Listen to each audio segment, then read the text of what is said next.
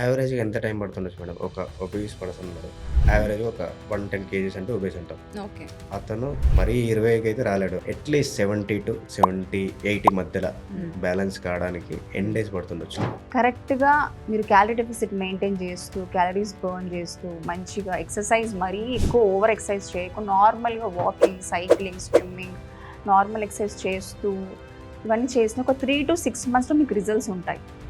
And this is for a normal person who doesn't have any metabolic disorders. అంటే ఇప్పుడు కొంతమంది diabetes, హ్మ్. Thyroid, PCOD ఉంటాయి కదా, వాళ్ళకి రిజల్ట్స్ కొంచెం లేట్ వస్తాయి. ఎందుకంటే వాళ్ళకి హార్మోనల్ ఇష్యూస్ ఉంటాయి ఆల్రెడీ. సో అవి రెస్పాండ్ అవ్వడానికి టైం పడుతుంది. అంటే వాడు ఏం చేయకున్నా పర్లేదు. ఇవి తింటే తగ్గుతాడురా బాబు అనుకోవడానికి.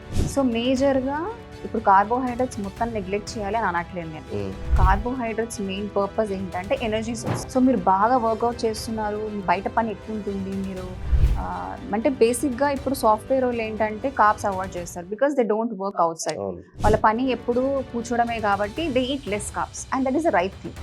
లెస్ కార్బ్స్ తినండి, ఇంక్లూడ్ ప్రోటీన్, ఇంక్లూడ్ ఫ్యాట్స్,